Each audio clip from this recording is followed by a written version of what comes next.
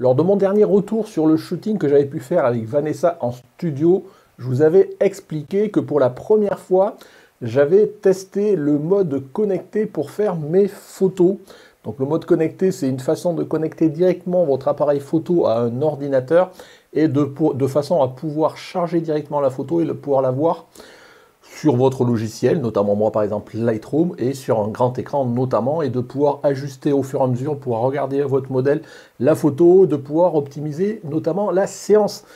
Vous aviez été nombreux à me dire que vous étiez intéressés à ce que je vous fasse un retour sur comment j'avais fait, comment fonctionnait ce mode connecté. Donc c'est parti, c'est aujourd'hui, on y va!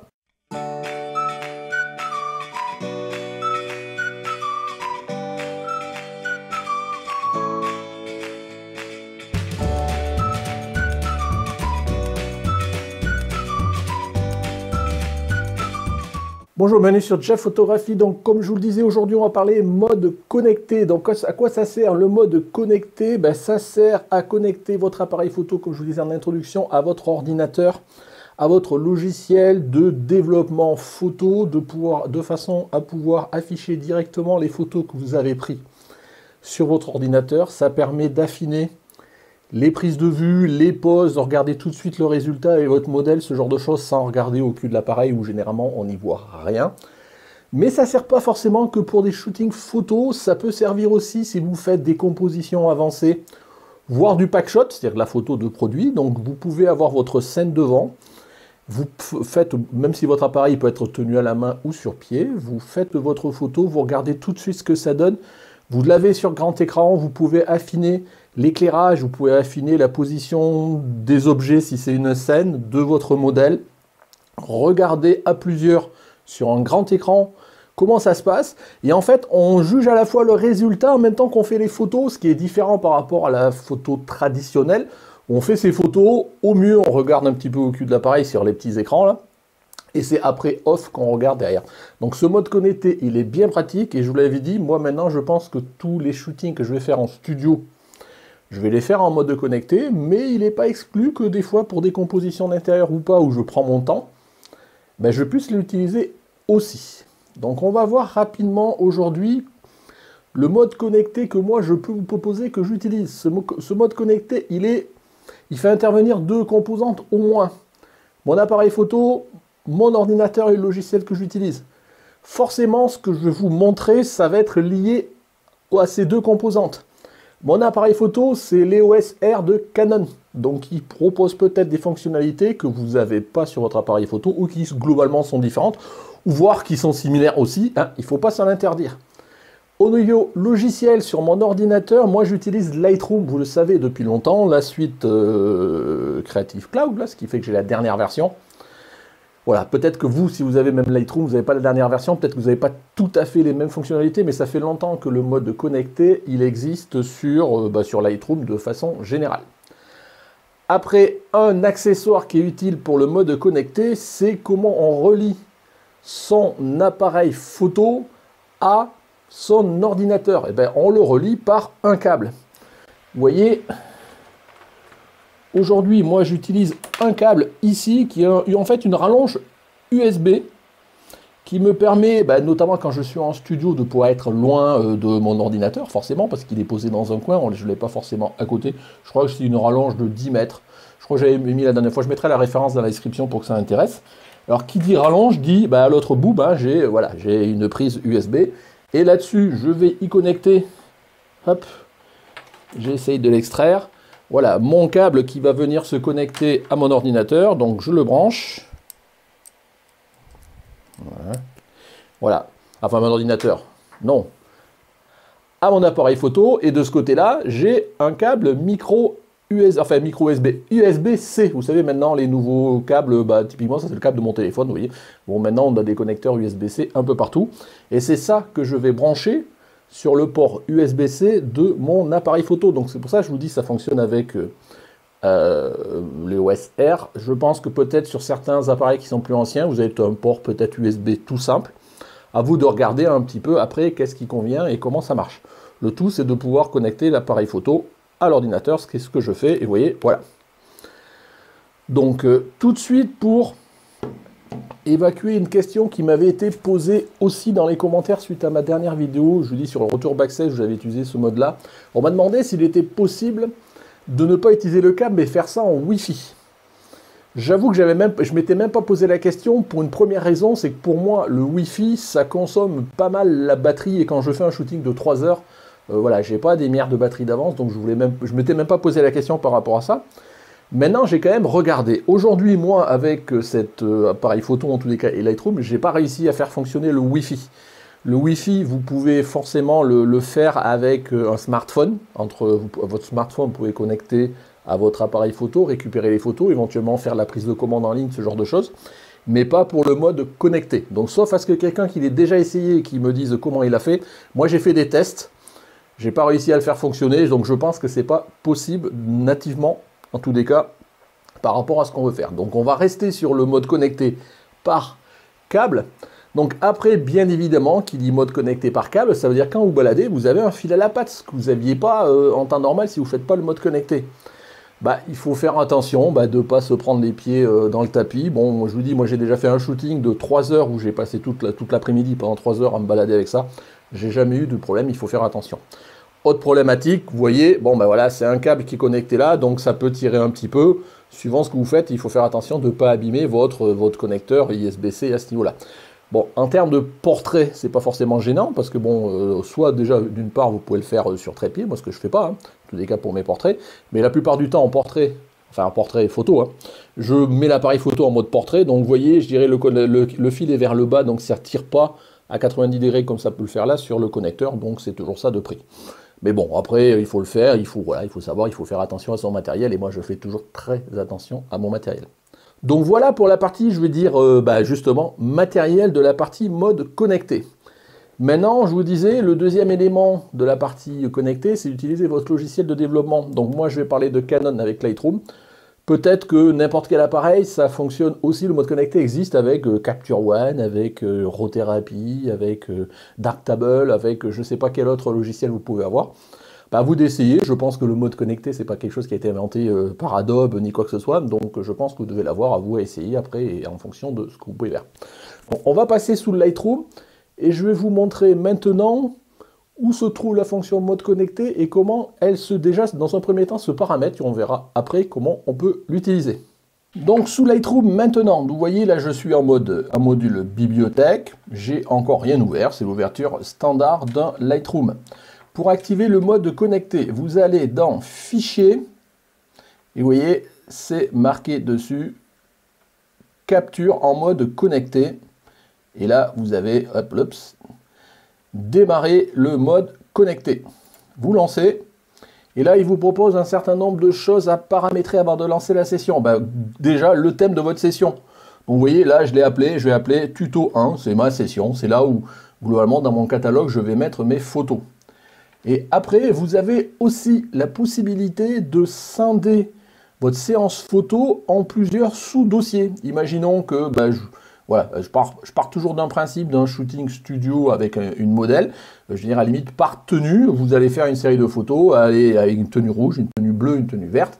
Vous pouvez décider de faire un sous-dossier, mes photos tenue verte, mes photos tenue bleue, mes photos tenue rouge. Voilà.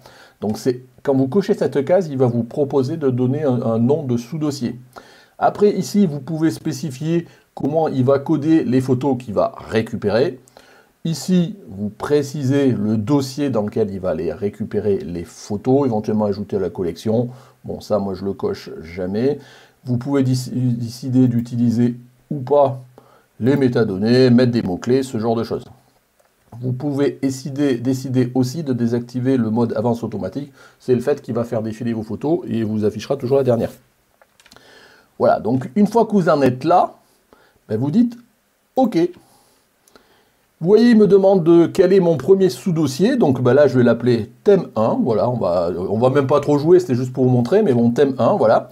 Et là, voilà, vous voyez, il se met en mode acquisition. Maintenant, il attend de voir passer un appareil photo qu'il connaît. Et bien, pour faire cela, il faut que je me retourne, que je me branche mon appareil photo, et surtout, maintenant, que je l'allume. Voilà. Donc, j'ai branché mon appareil photo, vous voyez, il a reconnu, et il m'affiche ici, je vais fermer ça, une petite barre qui va me permettre, une petite barre de télécommande qui va me permettre de gérer mon shooting, de voir éventuellement ce qu'il faut, voir commander mon appareil photo à distance. Et ça qui peut être intéressant. Même si en termes de shooting photo avec modèle, je ne l'utilise pas. Si vous faites du packshot, de la composition, ça peut être intéressant. De votre ordinateur, vous allez pouvoir commander, en tous les cas avec l'OSR et cette dernière version de Lightroom, vous allez pouvoir commander les paramètres de votre appareil photo, voire même cliquer pour prendre les photos. Donc généralement, cette petite barre là, je la mets, j'essaie toujours de la déplacer. Voilà, je la mets déplacée en haut, comme ça, elle ne me gêne pas. Donc on va quand même la regarder vite fait. Vous voyez, sur cette barre, il m'affiche le nom de l'appareil photo, il m'affiche ici le dossier principal, le sous-dossier avec le thème, un mode interactif qui est un mode dans lequel je vais pouvoir voir ce que voit l'appareil photo en preview, voire éventuellement pouvoir continuer à modifier plus finement, je dirais, les paramètres de mon appareil photo qui sont là. Vous voyez, ici, la vitesse, 1/50 de seconde, ici, l'ouverture f1.4, ici, les ISO 800, et ici, c'est la balance des blancs qui est en auto. Et ici, nous avons aussi la possibilité de régler le fait qu'au moment où il va charger la photo, il applique ou non un preset. Donc ce preset, ça peut être un preset noir et blanc, ça peut être un preset que vous avez enregistré sous votre logiciel, ou éventuellement, on va regarder ça tout à l'heure, vous pouvez très bien appliquer des réglages que vous auriez fait sur une photo témoin. Donc pour l'instant, on va le faire sans preset. Voilà, donc sans vous montrer plus que ça, pour l'instant, si je m'y mets, là, je vais pas forcément me lever, j'ai pas de modèle, on va rester assis tranquillement et je vais faire des photos de autour de moi, donc ça sera pas super sexy, mais ça vous montrera. Donc ici, donc on va régler mon appareil photo. Voilà.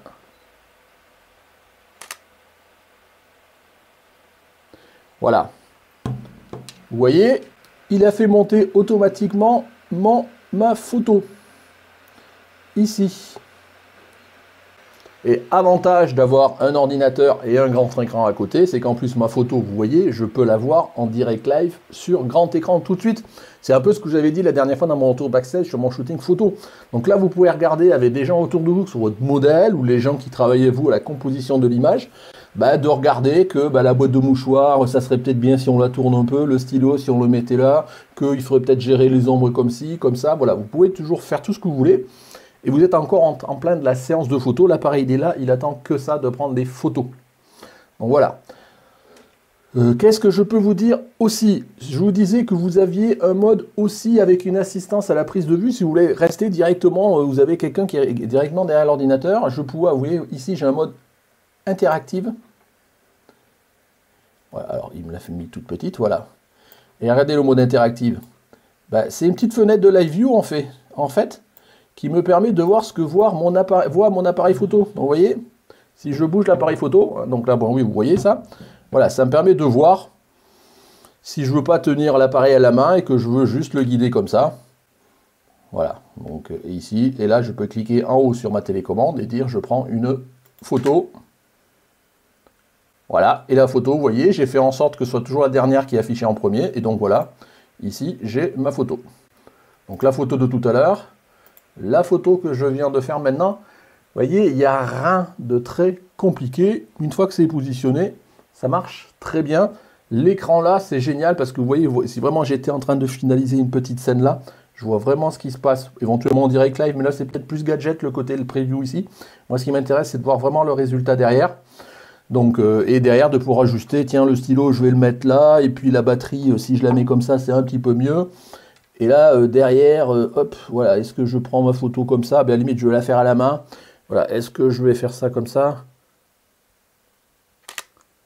Voilà. Vous voyez, encore une photo qui vient, et vous voyez petit à petit ma composition. Donc vous avez bien compris, je prends ma photo, éventuellement je règle les paramètres à partir de là, et ça s'affiche. Donc pour l'instant, vous voyez, j'ai rien commandé. Le fait, il y a même un côté sur le monde interactif, je vous disais, au-delà de qui m'affiche le preview, en plus il affine et je pourrais même gérer la partie autofocus. J'avoue, je ne l'ai pas testé. Et si je me mets en mode mise au point manuel, je pense que ces boutons-là, non, je n'ai pas testé. S'il me permettait d'ailleurs, bon, je n'ai pas besoin de ça. Voilà, si je me remets là, voilà, hop. Est-ce que je peux activer? Non, bah peut-être. En tous les cas, c'est quelque chose que j'ai essayé de jouer avec, mais bon, il vaut mieux pas jouer pendant une vidéo, donc c'est pas important. Mais en tous les cas, ce qui est important, c'est que oui, à partir de là, directement, si j'avais voulu, je peux modifier l'ouverture. Vous voyez, je suis à F4, je vais mettre à F2.8. Du coup, je suis beaucoup plus clair, puisque voilà, j'ai un petit preview ici, donc du coup, je veux mettre à, voilà, F400, ISO, et je vais prendre ma photo, et ici, je vais faire une photo, tiens, de ma batterie. Hop. Oui, je suis repassé en mode manuel. Voilà. Voilà la photo de ma batterie que je viens de faire. Vous voyez, j'ai réglé, et là, les paramètres que j'ai sur mon appareil photo, vous voyez, enfin, vous ne le voyez pas, mais bon, c'est bien F2.8 et 400 ISO que j'ai là. Donc, ça permet de commander. D'ailleurs, si vous voyez ici, je suis F2.8. Allez, je vais repasser. Bon, je suis passé, je vais passer à F5.6 au niveau de l'appareil photo ici. Et vous voyez, ici, il m'affiche bien F5.6. Donc, nickel, on a bien les paramètres et on peut éventuellement jouer avec. Bon, le but, mais enfin, en tous les cas, moi, dans mon utilisation, c'est pas de jouer avec la partie interactive, donc je vais les désactiver. C'est pas de jouer les paramètres ici, c'est vraiment d'être avec ma modèle, de prendre ma photo et de me dire, bah tiens, ah, hop, tiens, je vais vous prendre en photo.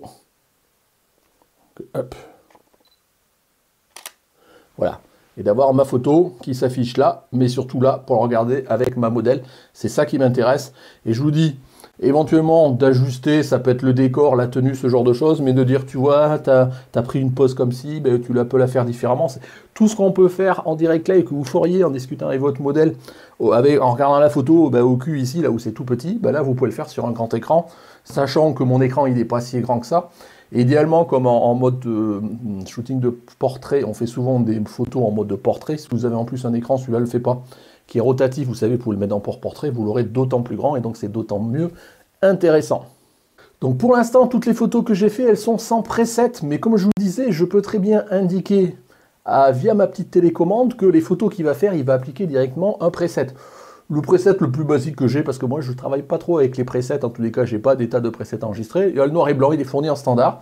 Donc vous voyez, si je reviens ici, il y a écrit 100, si je clique, je vais choisir un preset noir et blanc, fort contraste par exemple.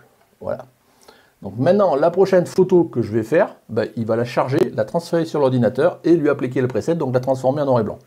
Donc là, on y va.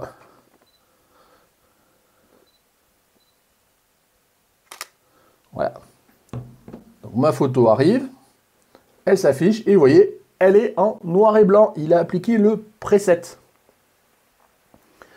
Maintenant, une autre façon, je vous disais, vous avez un autre mode qui est de dire, je développe une des photos rapidement et je demande d'appliquer les mêmes paramètres que ce que j'ai appliqué. Donc à la limite, on va faire, ben, je vais refaire une autre photo, je vais désactiver le preset noir et blanc. Donc sans preset.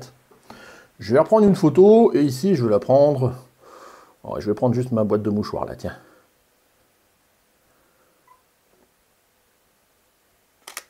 Voilà. Voilà, donc vous voyez ma boîte là. Donc ici, ce que je vais dire maintenant, c'est cette photo-là, je vais la prendre sous le module développement. Vous voyez, je passe sous le module développement. Je l'ai là, et puis je vais faire du développement comme je pourrais faire. Alors rapidement, l'idée quand vous êtes en séance de studio, c'est pas de développer complètement votre photo. À la limite, vous voyez, je vais même utiliser le mode auto, voir ce qu'il va me proposer. Voilà, vous voyez, il éclaircit un peu la photo, il a un peu baissé le haute lumière, il a un peu rajouté des ombres, enfin on s'en fout. Tiens, je vais rajouter de la texture, je vais rajouter de la clarté, voilà, c'est juste pour l'exemple. Et c'est tout. Maintenant, je reviens en module bibliothèque, et je lui dis ici, en termes de preset, je lui dis comme précédemment. Donc là, maintenant, je vais faire une photo, la nouvelle photo. En fait, il va prendre la photo et il va lui appliquer le même développement que je viens de faire sur la photo précédente. On y va. Donc là, je vais faire, voilà, je vais faire autre chose dans mes sujets. Tiens, je vais aller faire ça. Voilà. J'arrive, la photo, elle arrive, elle est là. Alors, bout de pomme, j'ai pas fait des développements super durs, mais bon, si du coup, sur la photo courante, je vais dans le module développement, vous voyez bien ici que du coup, il m'a bien changé l'exposition, il m'a bien changé les hautes lumières, il m'a bien changé tout ça, il a bien rajouté un peu de texture et un peu de clarté. Il a appliqué les mêmes paramètres que j'avais appliqué à la photo précédente. Vous voyez, c'est intéressant. Peut-être vous pouvez, dès la première photo, éventuellement faire 2-3 ajustements. C'est pas forcément le développement final, mais déjà, ça vous donne déjà une tendance, ce genre de choses, et toutes les autres photos appliqueront le même pré-développement, quitte à les affiner au final, après, forcément, en post-traitement classique, quoi. Mais bon, il faut savoir que ça existe. Donc voilà. Donc si je reviens en module bibliothèque classique, voilà. Après, que dire? Je pourrais, je vous dis, changer éventuellement les paramètres. Donc ici, je vais revenir à F4. Voilà, et je vais reprendre ma photo classique. Alors bon, qu'est-ce que je pourrais prendre? Bah tiens, je vais prendre mon écran. Voilà. Vous voyez, la photo arrive, elle arrive. Il a eu le comme précédemment d'appliquer en termes de preset, et j'ai ma photo. Donc vous voyez, je ne vais pas rester beaucoup plus longtemps parce que vous comprenez la technique, les problématiques. Ah oui, si, ce que je ne voulais pas faire, c'est si je voulais changer de thème en cours de route. Admettons que ça, c'était mon premier thème de ma séance et je veux faire un deuxième sous-dossier. Ben, il suffit que je vienne ici, vous voyez, il y avait marqué thème 1. Ben, je mets un autre sous-dossier, je lui dis que c'est thème 2. Vous voyez, il me vide, je suis un sous-dossier dans mon catalogue de mes photos, et là je repars pour un autre, je vous dis c'était un shooting modèle, peut-être ma modèle a peut-être changé de photo, et je repars sur ici un stockage vide pour pouvoir prendre mes photos, et puis là du coup j'ai changé de sujet, mais moi je ne vais pas trop en changer, donc on va dire que, allez, voilà, mon sujet cette fois-ci c'est mon bouchon d'objectif, voilà. Et donc là j'ai plus qu'une photo puisque j'ai recommencé à zéro, tous mes photos sont classées dans l'album Lightroom classique. Pour terminer, j'ai pas testé si on pouvait prendre des photos sans carte, j'avouerai, mais je crois que c'est possible. L'avantage de laisser une carte dedans, c'est que d'une part, vous chargez les photos sur votre ordinateur et vous les enregistrez quand même sur la carte à l'intérieur. Donc en plus, vous avez une sauvegarde, on ne sait jamais. Imaginez votre ordinateur, il crache au milieu de l'après-midi, vous avez perdu toutes vos photos de la séance. Là, vous les avez à la fois sur l'ordinateur et vous avez toujours en plus une sauvegarde sur votre carte, donc c'est bien pratique. Mais je pense que si j'active le mode sans carte de mon appareil photo, je ne vais pas le faire là, il faudrait que je recherche dans les menus, ce genre de choses. Je pense que ça doit pouvoir fonctionner de la même façon. Donc voilà pour conclure, je ne vais pas faire trop long, donc c'était vraiment pour vous montrer comment fonctionne ce mode-là. Vous voyez, c'est pas très compliqué, il faut regarder maintenant si votre appareil photo le permet, s'il est récent. Normalement, il n'y a pas de raison que ce soit un réflexe ou un hybride. Il vous faut un ordinateur portable, c'est pour ça que je ne l'avais pas testé jusqu'à maintenant, parce que je n'avais pas sous la main un ordinateur portable qui me permet de faire ça. Idéalement, c'est bien d'avoir un écran complémentaire le plus grand possible pour avoir votre photo. Dans le cas d'une séance photo avec modèle, de pouvoir lui montrer, c'est quand même mieux, encore mieux que même sur un écran 17 pouces sur un ordinateur portable. C'est quand même vachement plus pratique de regarder là-dessus. Il vous faut un câble USB. Donc moi c'est un câble rallonge, mais ça pourrait être un câble rallonge USB-C. D'un côté USB pour brancher sur mon ordinateur, de ce côté USB-C pour moi, mon appareil, les OS R. Peut-être chez vous c'est un USB d'un autre type, je ne sais pas. Les appareils récents, généralement maintenant c'est du USB-C, c'est beaucoup plus rapide, mais charge à vous de voir. Ça peut être utilisé dans le cas de séances portrait photo à modèle en studio, mais ça peut être aussi utilisé en intérieur quand vous voulez faire de la composition, je vous disais tout à l'heure en introduction, du packshot ou autre, à partir du moment où vous avez le temps. Ça vous fait une console pour piloter aussi même les paramètres de votre appareil photo si vous voulez faire cela.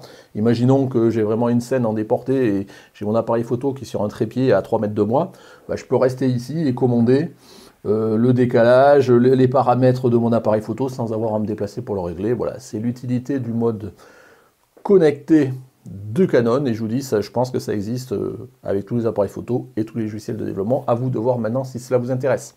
Voilà, je ne vais pas faire plus long, donc si cet épisode vous a plu, je vous engage à mettre un petit pouce bleu. N'hésitez pas à mettre en commentaire si vous l'utilisez, si vous avez des compléments à faire, pourquoi pas. Hein. Moi j'utilise le contexte de ce que j'ai ici, mais il y a peut-être d'autres fonctionnalités qui sont fournies par d'autres logiciels que je ne connais pas parce que je n'ai pas pu les tester, ce genre de choses.